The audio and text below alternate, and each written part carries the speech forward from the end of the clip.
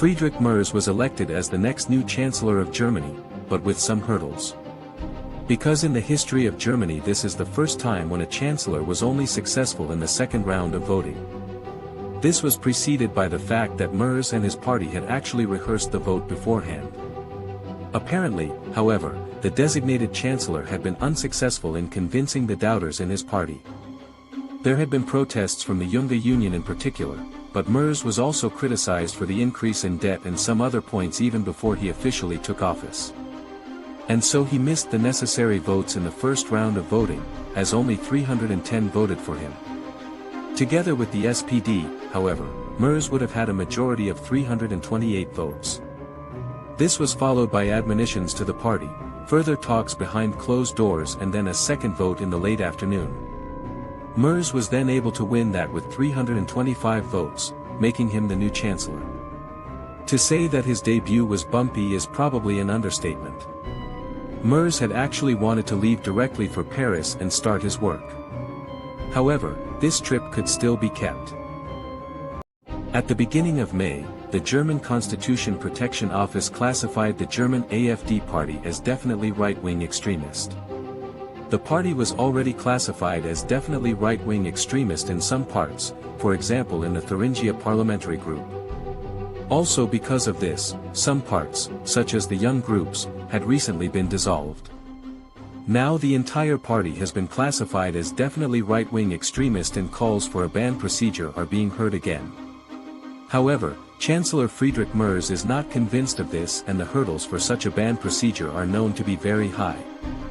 The German Constitution Protection Office has written a document of over 1,000 pages explaining the individual points that led to this classification.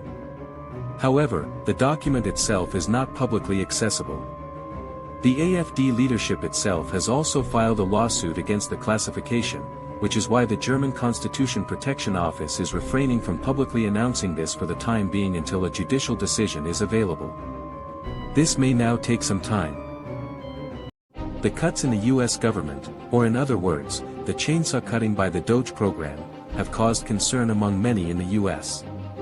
The announcement that Elon Musk will retire from politics has been well received.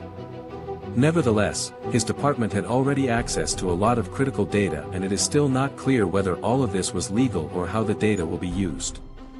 In the future, courts may have to clarify this.